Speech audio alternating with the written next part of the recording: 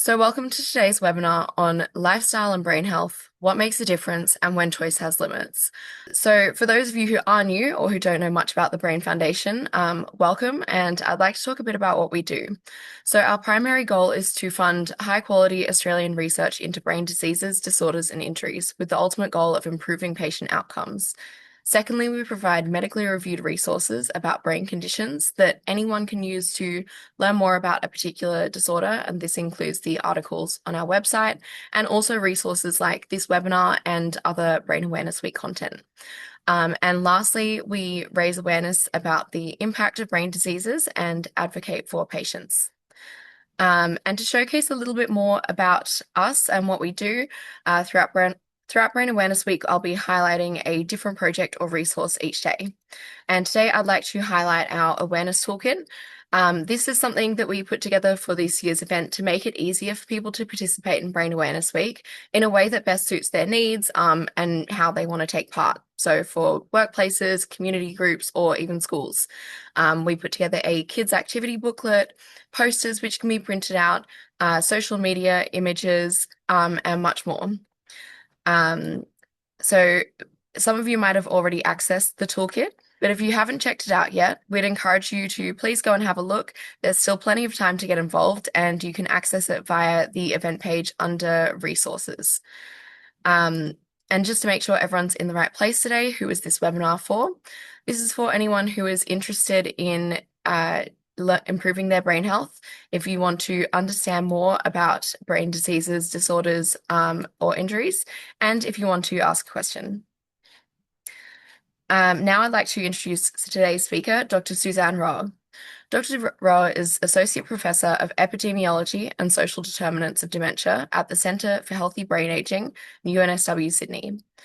Before joining Chiba in early 2025, she held a position as Associate Professor of Psychology at Massey University in Auckland, where she co-led the New Zealand Body, Mind and Aging Study. Her interdisciplinary background spans psychology, epidemiology, and public health. Dr. Roehr's research focuses on modifiable risk and protective factors for brain health across the lifespan, with a particular interest in the social determinants of dementia, their intersection with climate change and planetary health, and innovative approaches to population-level and individual-level brain health promotion. She has led multiple large-scale studies and collaborates extensively across international consortia, and her research has been recognized with multiple awards. And just a quick introduction about me. My name's Anik, and I'll be hosting today's webinar. I'm the Programs and Impact Manager at the Brain Foundation, and I've been here for nearly 6 years now. I oversee the grant application process, and I also write a lot of the content on our website and in our newsletters. And we also have Vanessa Mundell here moderating the chat. Vanessa is the fundraising manager at the Brain Foundation. So if you have any questions or issues today, please just ask in the chat and Vanessa should be able to help. So yeah, you should see her name there. And without any further ado, I will let Dr. Roehr start the presentation. Good day, everyone, and thank you to the Brain Foundation for the invitation to present as part of Brain Awareness Week. I'd like to begin with a simple but quite powerful fact. Our brain health is shaped across the entire lifespan. It is influenced by the choices we make, the environments we live in, and the opportunities, but also the constraints that surround us. So today I'll be speaking about lifestyle and brain health with dementia as one important lens. Dementia risk reduction has been a major focus of research in recent years, and it is central to my research as well. And we know now much more about the factors that influence brain health over time. But alongside this growing evidence, we also need to ask a more nuanced question. How much of brain health is truly within our individual control?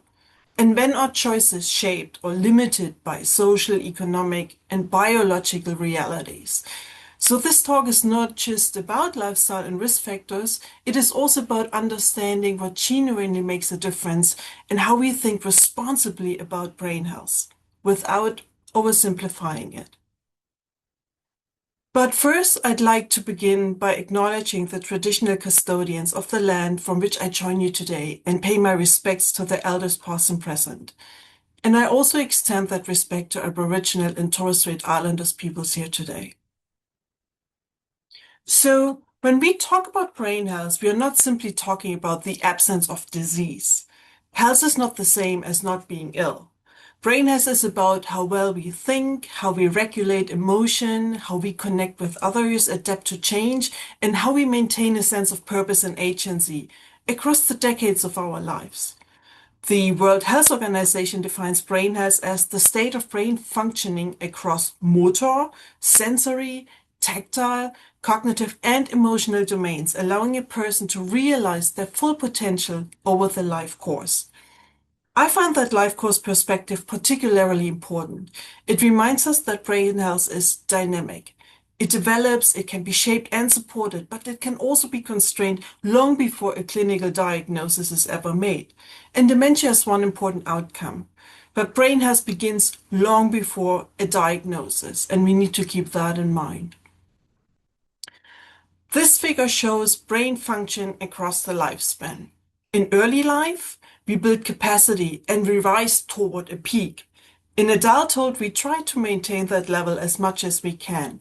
And then in later life, some decline is actually a normal part of aging. What matters here are two things: the height of the peak and the steepness of the slope. Small differences in either can determine whether someone ever reaches the threshold where cognitive impairment interferes with daily life, often then reflecting underlying brain diseases such as Alzheimer's or related neurodegenerative conditions. And if you'd like more detailed information about specific brain diseases, the Brain Foundation is actually really excellent fact sheets available online. But today I'm not focusing on brain diseases themselves. I'm focusing on what we can do to support and maintain brain health, using what we know about dementia risk reduction as a lens. Importantly, the factors that I will talk about are not specific to dementia. They help keep our brains functioning well more broadly. So taking care of brain health in simple terms is about raising the peak and slowing the slope. And as such, brain health is not a single moment, it's a lifelong trajectory. Based on that context, here's the plan for today's talk. I'll start with an overview of the well-established risk factors for brain health and dementia. Then we'll look at emerging risk and protective factors, areas where research is rapidly evolving.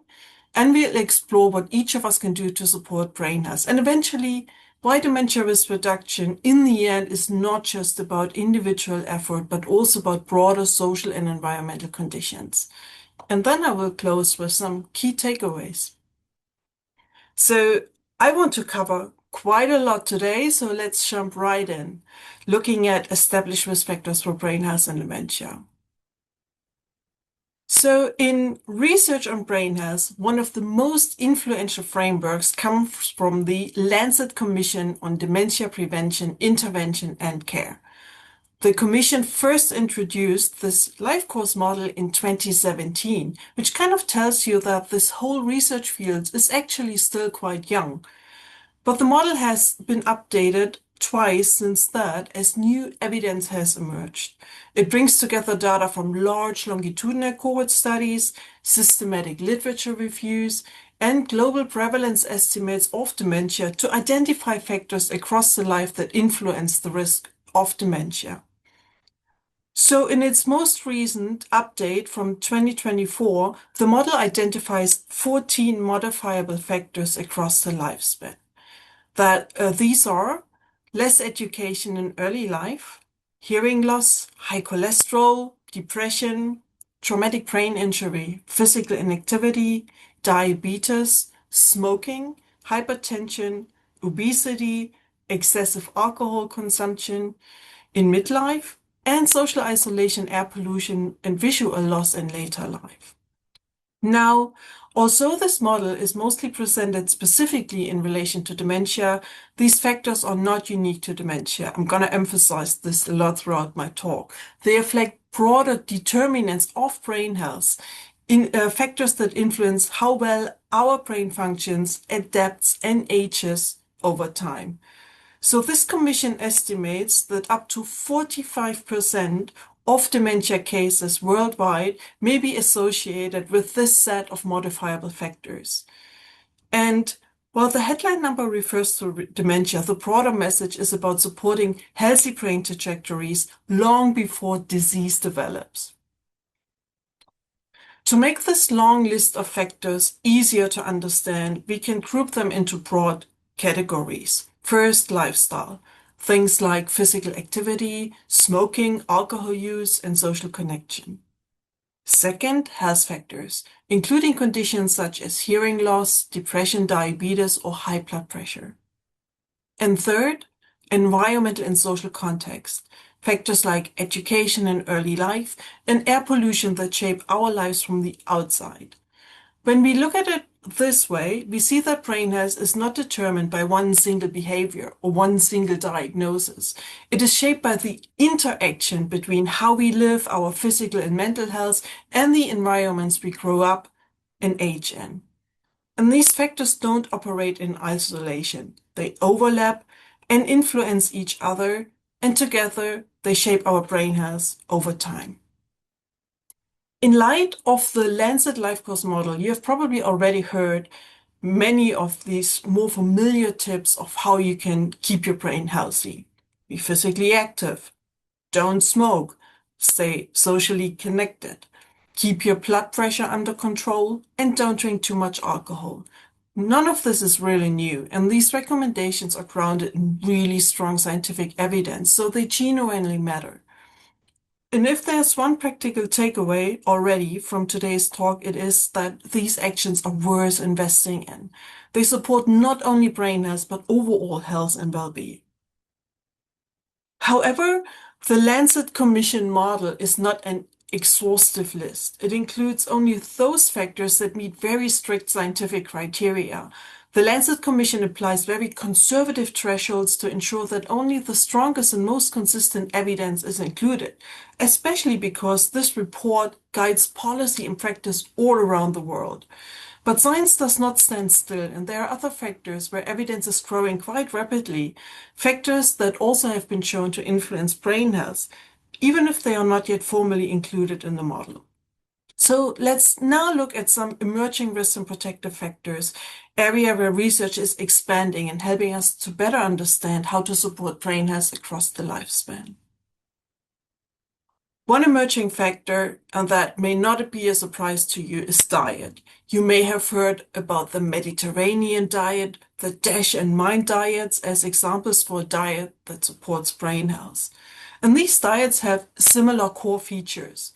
A brain healthy diet is considered high in fruits, vegetables, legumes, nuts, whole grains, fish, and olive oil. And it is considered low in red and processed meat, ultra-processed foods, butter, and sugary drinks. Moderate amounts of dairy and poultry and small amounts of wine may be beneficial too.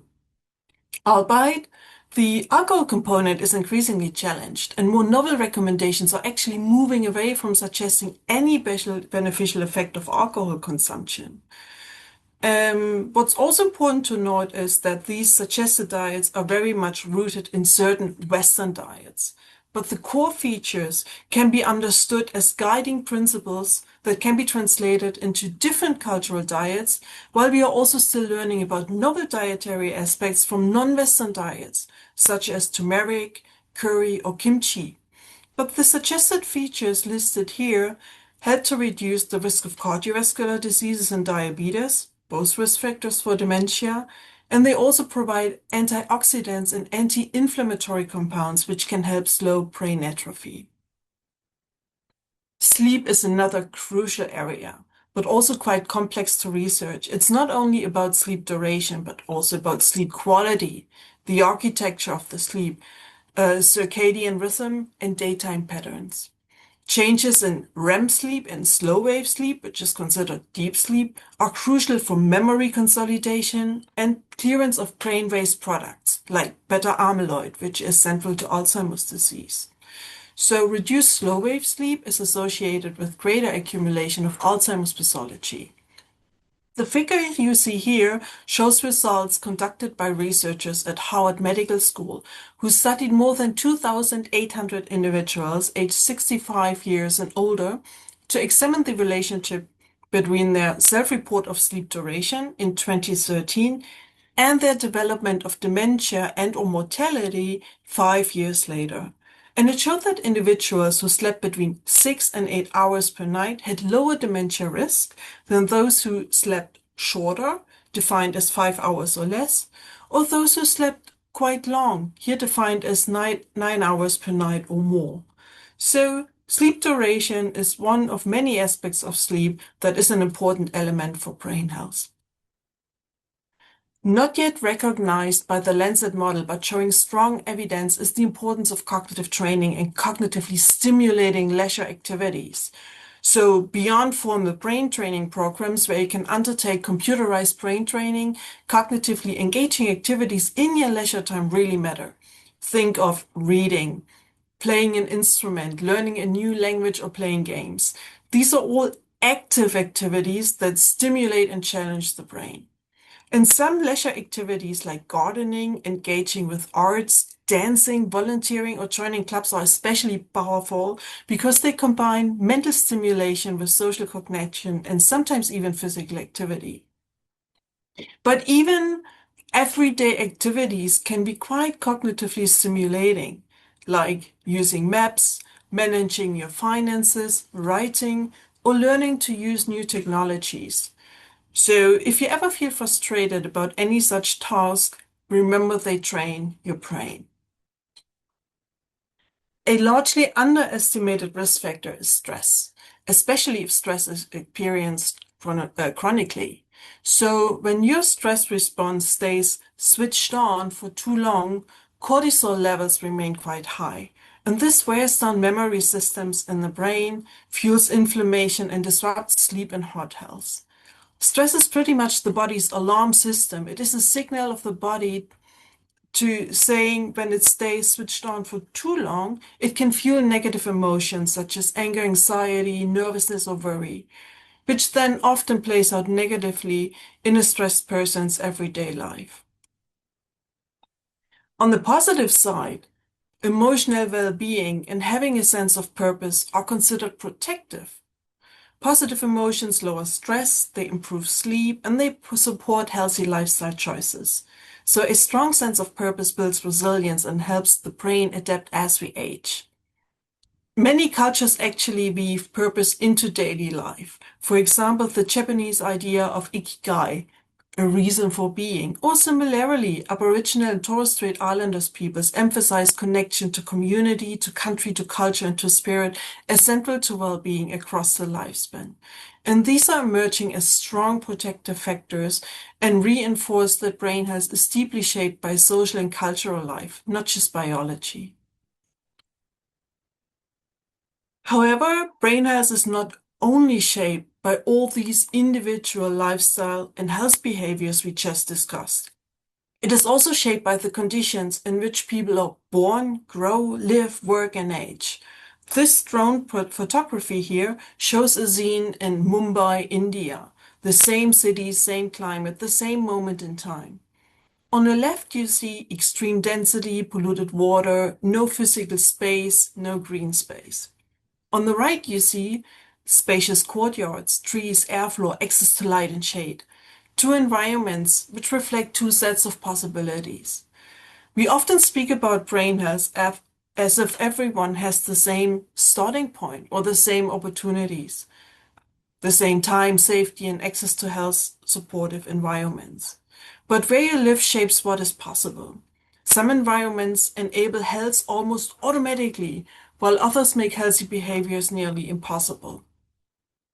So brain health is not simply an individual responsibility, but it is a reflection of the environments we build and the inequities we tolerate. Now, this might not sound surprising or like a revolutionary scientific finding, but for brain health and dementia research, this perspective is still quite novel. And we are only beginning to recognize that the environment is not just the background to individual behavior, but that the environment itself is an intervention. So that's why research is interested in what we refer to as the social determinants of health. Research from other chronic conditions has already shown that these influence lifestyle behaviors and choices and are constrained by social hierarchy. So while we talk about individual responsibility and all these lifestyle factors, it is vital to recognize the structural circumstances people face. So what do we know already? Examples of social determinants that have been linked to brain health and dementia risk include education. This has historically been the most studied factor, but emerging evidence is highlighting how gender, think of gender norms and women's roles in the workforce and caregiving, socioeconomic status, think of income and financial security, housing in neighborhood, like areas with stronger deprivation are linked to higher dementia risk, access to appropriate healthcare, occupational circumstances and work conditions, as well as cultural identity and belonging. Each of these can either build resilience or create vulnerability in relation to brain health. In addition to these socioeconomic conditions, environmental determinants contribute to brain health and dementia risk. While air pollution is already quite recognized by the field, increasing evidence is emerging for relationships with noise exposure, heat and climate events, features of the built environment, and toxin exposures. Think of lead or pesticides. The influence over these factors is often quite limited by individuals. Of course, we can choose to protect our ears in noisy environments and maybe do some sort of other adjustments, but overall, they reflect structural and policy decisions of how we design and protect our spaces. On a positive note, one environmental factor that has consistently been shown to support brain health and reduce dementia risk is nature exposure. Think of green spaces, blue spaces, gardening, walking in nature, or forest spacing. Being in nature lowers physiological stress and inflammation. It increases physical activity and social connection. And these pathways are powerful for protecting brain health. Many modern societies have become so detached from nature that we now have turned being outside into a research field. So we live in times where we actually see big news headlines about the benefits of taking a walk in the park every time a new such study comes out, as if we discovered something revolutionary. And it says a lot about modern societies that there are entire research labs dedicated to studying what previous generations simply called going outside. One of the best known examples is the trend of forest basing, or Shinrin-yoku, a structured form of slow attentive walking in a forest. So yes, we now study, measure, and quantify the benefits of something humans have implicitly known and done for thousands of years, spending time in nature. But it is incredibly good for your brain health.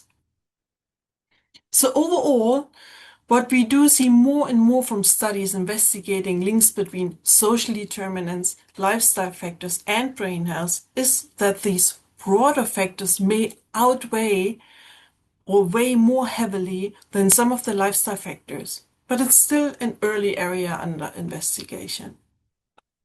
At the moment, research into modifiable risks and protective factors for brain health is increasingly drawing on the concept of the so-called exposome. The exposome refers to the totality of environmental exposures we experience across our lifetime, from conception onwards, and how these exposures influence brain health and shape dementia risk. So instead of looking at single factors in isolation, the exposome encourages us to think about accumulation, how influences build up over decades to affect brain trajectories. And understanding this complexity will help us to design better, more realistic strategies for supporting brain health and the prevention of brain disease. But despite all these complexities, there is so much we can do ourselves. And this is what I want to remind you of next. So we already covered that healthy lifestyle habits are important. Here in Australia, the Maintain Your Brain trial, led by Professor Henry Podati from Sheba, recently showed that an online intervention that combined diet, physical activity, social engagement, mental stimulation, as well as mood management, improved cognitive functioning in thousands of Australians aged 55 to 77 years. And in addition to healthy lifestyle habits, it is also really important to keep an eye on physical health. Conduct preventative screenings, including for vision and hearing. So, interesting fact, wearing a hearing aid significantly cuts dementia risk alone. And it's also really important to comply with any treatment regimes in case of, for example, diabetes or hypertension. So, all the lifestyle advice you may hear about in relation to brain health makes a lot of sense. But importantly, I would like to point out some overarching principles for maintaining or even improving your brain health. First, it's never too early and never too late to take care of your brain. Brain develops most during the 1000 days after birth, but we still see improvements in people living with dementia who engage in healthy habits. So no matter when in life, your brain responds positively to healthy habits. And therefore, we should also challenge the idea that aging means you're becoming too old for certain activities. So, of course, things may get harder or some physical limitations may prevent certain activities. But it is key to focus on strengths, not on the deficits, and seek out activities that do work under specific circumstances. Second, doing something is better than doing nothing. We know now that even small changes accumulate over time. And often it can feel like a lot. You hear about the amount of sleep, exercise, steps to walk, time for rest, and mindfulness. But please keep in mind that even small bouts of exercise, for example, or a good stretch in between long sittings can go a long way. Third, embrace novelty and curiosity. Learning new things keeps the brain flexible and encourages brain cells to grow. Fourth, choose to do things that matter to you. Enjoyment and purpose are central to sustaining healthy habits. Fifth, when you've got a really busy life, make sure you still prioritize brain care or self-care per se. It really deserves the attention and space in your life. It's not an asset, it's the foundation. And finally, do so by distributing your time wisely. You do not need to fit everything into a single day, but you can rather think about what you can do in a week or perhaps in a month. On that note, I would like to close by summarizing my key messages. Even so, some of this may repeat what I just said, but it's important. Brain health is not fixed. It can be influenced by how we live and by the environments that surround us. Healthy lifestyle choices matter. They don't just affect one outcome, they ripple across physical, mental, and cognitive health. Psychosocial well-being is really powerful. Emotional health, having a purpose in life, your cultural identity and social connections are not just soft factors. They are strongly protective anchors of brain health. Our environments and our societies shape brain health in fundamental ways. That is why supporting healthy communities and advocating for equitable conditions, for example, through public health policy, is just as important as your individual action, if not more so. And finally, again, it's never too early and never too late to do something. Whether you are in your 40s or your 80s, the brain retains an extraordinary capacity to respond to positive change, even when disease processes may already be present. And I can't stretch that enough. So your brain health at the end is not only about avoiding disease like dementia.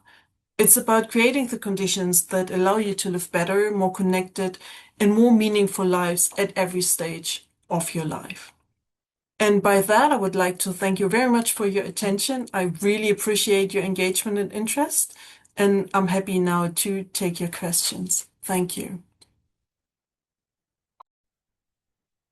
Thank you so much for that fantastic presentation, Dr. Roa. Um, we're looking forward to moving into the Q&A portion now. So everyone, thank you to everyone who has submitted a question so far or who's voted on the question you'd like to see answered. But if you haven't submitted it yet, please keep submitting them.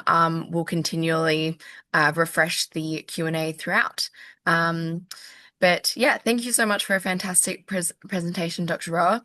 The first question we have today is can dementia be reversed at all? Oh, that is such a good question. First of all, thanks to everyone who've joined the talk. Really great to see everyone here and the interest in brain health. Well, in most cases, especially primary forms of dementia, think about Alzheimer's disease, vascular dementia, Lewy body, frontotemporal, cannot be reversed because they involve progressive damage to brain cells. However, there are some conditions that affect memory and thinking. Think of vitamin deficiencies, medication side effects, depression or sleep disorders that sometimes can mimic dementia symptoms, and they can improve if the underlying cause is treated. So this needs not to be confused with the primary form of dementia.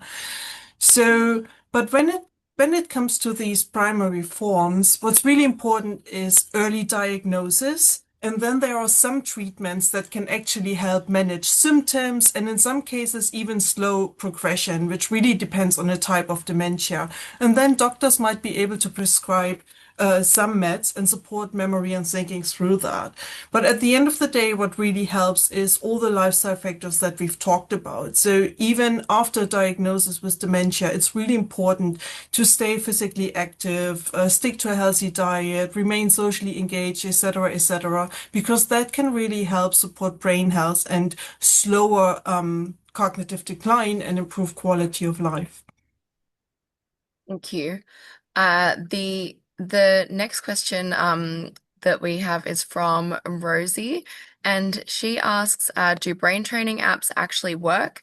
And are there any recommendations regarding which types of apps or brain training might be better?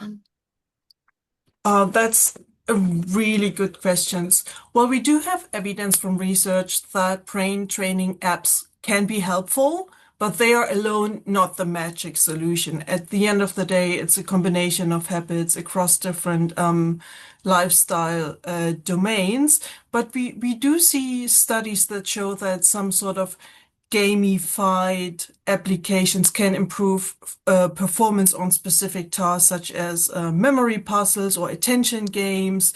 So they can broadly support everyday thinking, but saying that they prevent dementia in itself, well, we don't have such evidence. Um, I'm, I'm not placed as a researcher to recommend certain apps, but there are a couple out there that might be helpful. And at the end of the day, it's about what you enjoy doing. And if you download an app and you really enjoy going through the puzzles and doing these games, then you can assume it's likely going to have a positive effect.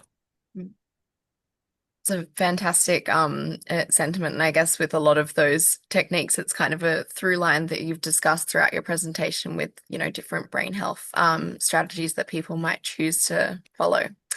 The next question that we have is from May, and they've asked for people with neurodiversity, how can they maintain brain health? And someone's also followed up on that question and asked about intellectual disabilities as well. So yeah, can you provide any insight about those? Mhm. First of all, it's I think important to state that research into specific forms of neurodiversity and how they relate to dementia risk is still in its infancy. However, the key areas that benefit brain health per se, such as good sleep, regular physical activity, a balanced diet, these help neurodiverse people just as well as neurotypical people. However, it's really important to acknowledge the diversity of the experiences and that different brains can have different needs. So for example, some neurodivergent people might really benefit more from structured environments, more clear routines, or strategies that reduce sensory overload or cognitive fatigue, which might be more important here to come to a form of, let's say, alignment with specific brain needs. And this is something where research still has to do a lot and to better understand it. But overall, a good lifestyle helps everyone.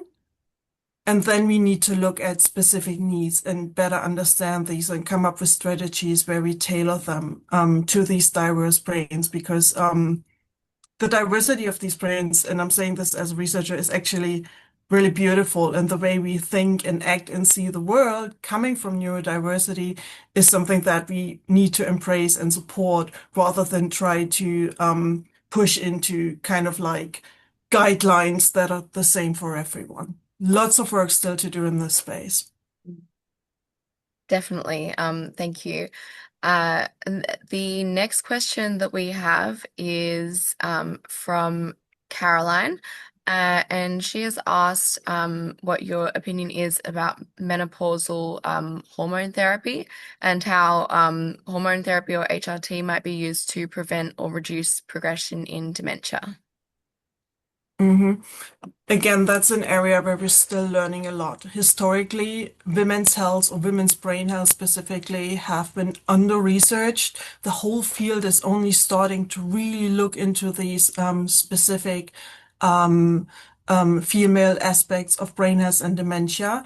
Right now, I would say the evidence is rather mixed, whether it may or may not help to reduce dementia risk in later life. I'm talking about hormonal therapies.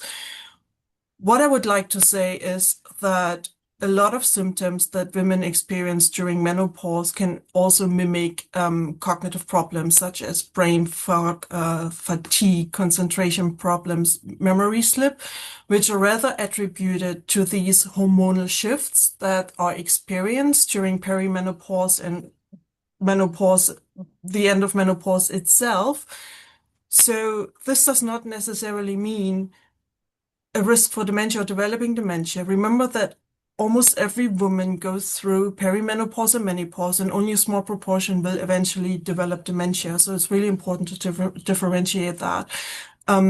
Knowing that hormonal fluctuations are associated with some brain problems, it is at least a logical way to think that hormonal replacement therapy that kind of stabilizes these fluctuations helps with the symptoms that some women experience, but it is not ultimately linked to dementia.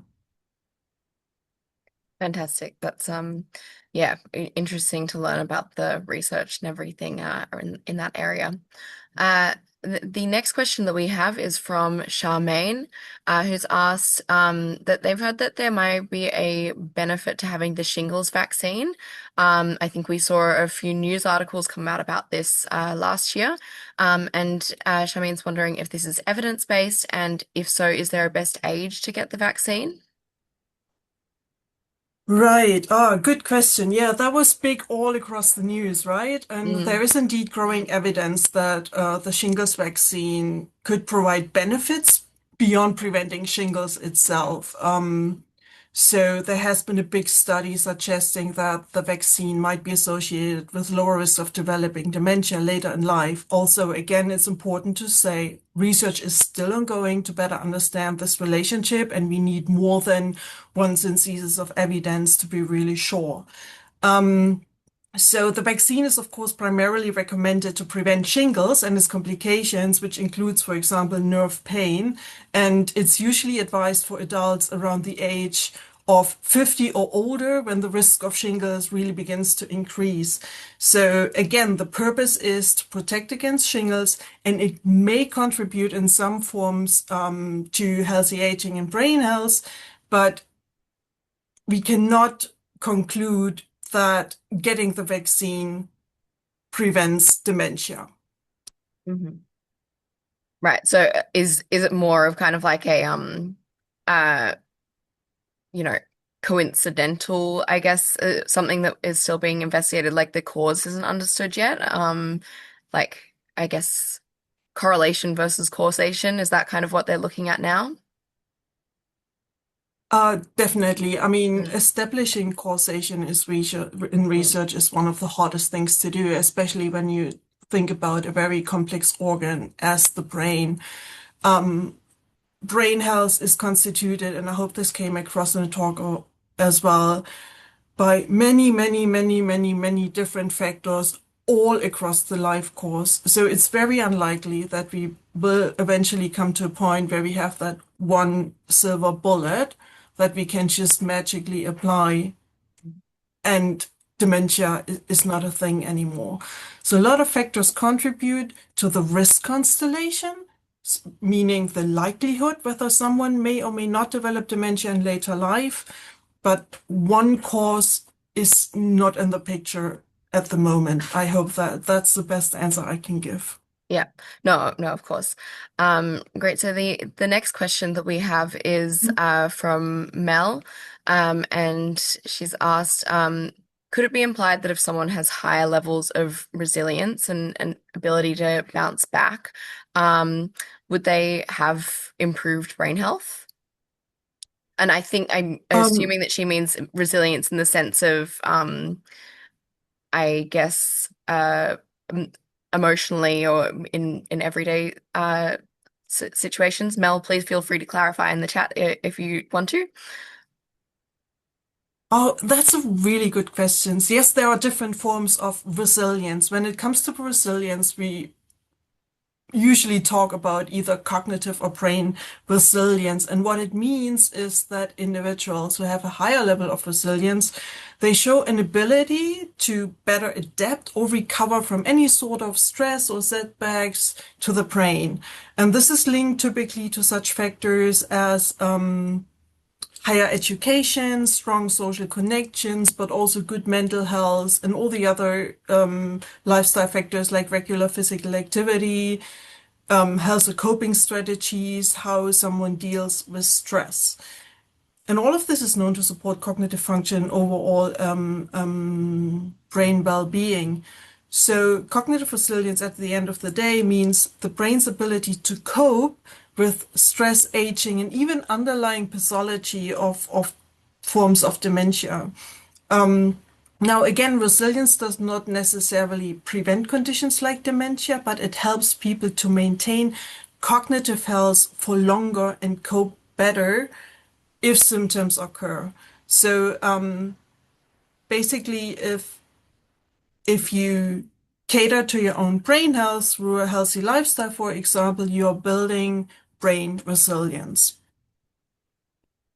Wonderful, thank you. Definitely so important to talk about that and understand it when we're thinking about how we can improve our brain health. The next question that we have is from someone who's wondering how chronic migraine affects brain function and brain health. Ooh, I have to say that's not necessarily an area where I have a lot of expertise. So I'm sorry that I don't feel in a good place to answer that question in a sound way. No, But I that's think fine. isn't there a webinar coming up that touches on migraine? Yes, we do have a migraine Q&A session on Friday. So feel free to attend that one and hopefully we can answer your question there.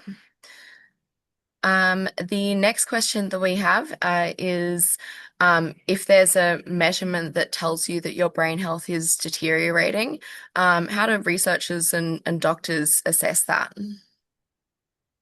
Oh, yeah, good question. Usually what health practitioners or researchers turn to are so-called neuropsychological test batteries.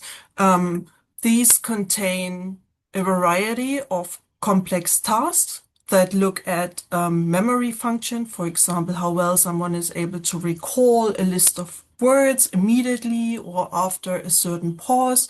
They look at questions of orientation, so they might ask what day it is, what season it is, and then also ask a couple of broader questions in terms of orientation to where you are at, like your location, the place where you live, the country. They we use a couple of tasks looking at executive function. For example, we might ask you to connect a range of numbers or letters in a certain order and then measure the time that it takes a person to accomplish this. So by looking at all of these different tasks, we get a picture of what we call global cognitive functioning across these various domains. And then through lots and lots and lots of research over years, we have a good idea of what we consider within a normal or good range with regards to age, sex, and usually education, or what falls below that. And that gives us an idea of whether someone is on a more healthy trajectory or really declining in a way that it needs clinical attention. Fantastic, thank you. Um, so the next question that we have is from um, Dan, asking, when we talk about dementia prevention, are we primarily referring to delaying its onset, slowing progression after it begins, or truly preventing it in the public health sense? Yeah, very good question. Right now, I think we are mostly looking at what we call compression of morbidity, which is a mix of delaying the onset and slowing progression. So this is what we have evidence for at the population level, but also at the individual level through the factors we have discussed during the talk. True prevention is something that is a bit difficult to measure, but usually we do so by using data all across the population and look at time trends over many, many years, usually decades and different birth cohorts to see whether, for example, a younger generation shows less dementia as opposed to the generation before and why that is. We do have a little bit of evidence to that when it comes to what we call the incidence of dementia, which is the rate of new cases within a certain period. And this is actually attributed to better education over time and better management of cardiovascular conditions such as diabetes and hypertension. This gives us an idea that dementia prevention is possible, but in the most effective way at the moment, we are looking at a delay of the onset and a slowing of progression. Wonderful, thank you. Um, And the next question that we have is from someone asking about supplements for brain health. Specifically, they've asked about NMN. Forgive me, sorry, I don't know what that stands for. And also creatine supplements. Do you know anything about how these might impact brain health? Yeah, these are extremely popular at the moment. When it comes to supplements in general, no matter the specific one, what I always say is it doesn't replace a healthy lifestyle. It can only, as the name says, maybe complement it. And it may or may not make sense in certain cases. When it comes to specific products, again, as a researcher, I don't really feel placed in a good position to make any recommendations for something or against something. I feel like, especially when it comes to creatine and other like newer supplements that are very hyped across social media and other channels right now, we do not necessarily have the evidence, especially the long-term evidence that would give us as researchers a really good feeling of saying, yes, go for it. So whether it helps or not, whether it's worth the money is, I guess, an individual decision. If you want to try something like that out and you feel like you feel better, why not? But I'm not gonna make recommendations when it comes to specific supplements. I would always say go for a healthy, well-balanced diet in the first place, exercise, engage, keep your brain active, and that's the best thing you can do for yourself. Everything else comes second, and it won't replace those healthy habits and the real impact they can have on your health and well-being per se, not just brain health, I have to say, but your general functioning. Yeah, it's a really good reminder. It's easy to get swept up sometimes in the excitement of a new thing shared on social media, but yeah, good to remember that we need to stick to our principles and obviously always speak to your doctor about any supplements or new strategies you might be trying. So the next question that we have is from Alison. And she has asked, do you have any thoughts to share about how we can champion brain health in a modern workplace setting? Oh, good question. Oh, I Mm, like that. Workplaces are actually very important when it comes to brain health. I mean, if you just think about how much time we spend every day in our workplace, same is actually true for our home offices. So you want to make sure they actually support our brain health and our functioning rather than contributing to training it. So I really like the idea of brain health champions in the workplace and thinking about how to improve workplaces to better support our brain health, which should be in the interest of any employer, right? Because if you function well, you're probably gonna deliver better output. So I don't have a specific idea at the moment, but I do believe that there are programs out there, and if I'm not mistaken, I think Dementia Australia and other organizations, I'm not sure if the Brain Foundation has similar approaches. I think there are some initiatives in that space. Unfortunately, I'm not exactly sure what's happening, but I love the idea and I think it's very useful. mm. Yeah, definitely. We'll see if we can share any of those programs after the webinar. We'll have a post-event email with the slides and some resources. So hopefully we can find that. And on the Brain Foundation side of things, we do actually have through our division Migraine and Headache Australia some guidelines around migraine in the workplace um, and get some resources there to help make your workplaces migraine friendly because obviously it's such a disabling condition. We can talk more about that on Friday. I don't want to get too distracted, but yeah, in terms of workplace programs, that's available. So the next question that we have is from someone asking if there is any research suggesting a link between multilingualism and dementia risk.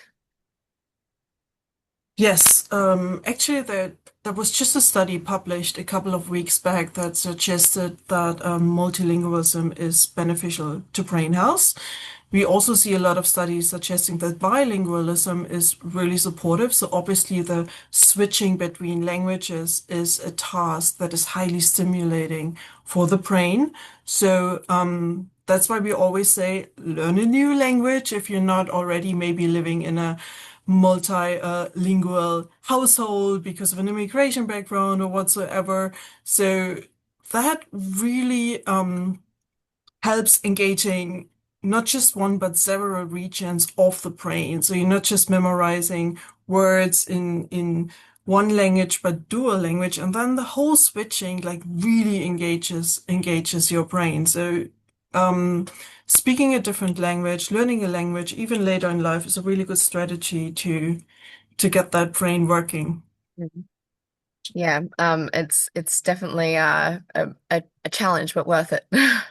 The next question that we have is from Charlene, asking why is longer sleep, so more than 9 hours, not beneficial? Yeah, that brings us back to the overall principle of everything needs balance. So there is a sweet spot for everything. We don't necessarily understand these dose-response relationship, as we call them in research, with regards to every lifestyle factor yet. But we do see from sleep research that looks into the duration of sleep that obviously the sweet spot is 7 to 8 hours, and everything that's above it or below it may not be beneficial.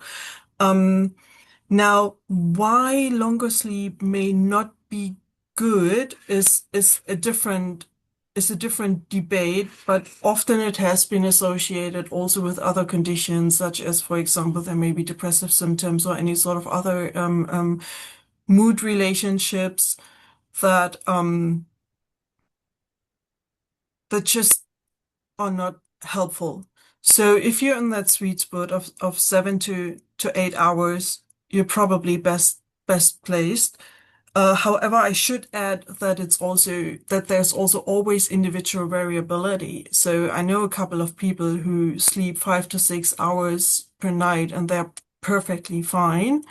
Um, and others may feel they need a bit more. So this is okay. But the overall pattern that we see, we're always trying to look at pattern across many, many, many, many people is 7 to 8 hours. Okay, fantastic. Thank you. We're coming up to 1 p.m., so we'll try and squeeze in a few more questions before the end. The next question that we have is from someone asking what role genetics play in the development of dementia and how big this role might be. Yeah, that is such a good question once again. So when it comes to late life dementia, and we're talking here specifically, Alzheimer's disease, and other forms we see more regularly, not specific cases such as early onset dementia where genetics may play a bit of a different role. However, when it comes to these typical forms that we most often talk about, there is no one genetic factor that causes dementia. So nothing like that has ever been shown. However, you may have heard about ApoE4, which is an allele, where the expression of that allele can differ between people. And some who carry ApoE4, Chris Hemsworth is like that famous example here in Australia who talks about that a lot. This is associated with a higher risk for developing dementia, not for eventually getting dementia. It influences the chances. That being said, we also know that people, again, who practice a really healthy lifestyle can offset the higher risk associated with the specific ApoE4 allele. So, again, it's from everything that we know so far, it's much more important what you do all across your life course, the environments you live in, rather than a genetic disposition. It's really hard to put numbers to it, but often we say it's probably less than 20% genetics and more like 80% environment and what happens all across the life course. And that's the space we can influence.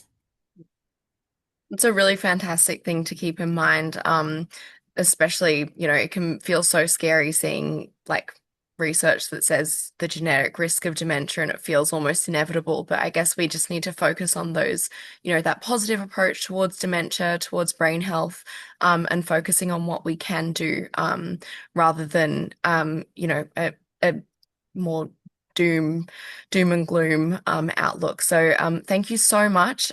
We actually, you know what? We'll see if we can get one more question in before 1 p.m. The last question that we'll do for today is from Omila, and asking at what age would we diagnose younger onset dementia? Oh, yeah, good question. That can vary actually quite a lot. There's even such a form such as a childhood dementia, which is a bit different altogether. But typically, and again, the range can vary a lot, but typically we would see it in the 40s or 50s. Yeah. Okay. Wonderful. Thank you so much. Well, thank you so much for your time today, Dr. Roehr. We'll wrap things up for today, but I hope to see everyone in tomorrow's session at 7 p.m. tomorrow night on first seizures and epilepsy with Dr. Emma Foster. And as I said before, we'll be sending out an email with the slides and some resources that we talked about today. So I hope that's helpful for all of you. And enjoy the rest of your Monday afternoon. Thank you so much.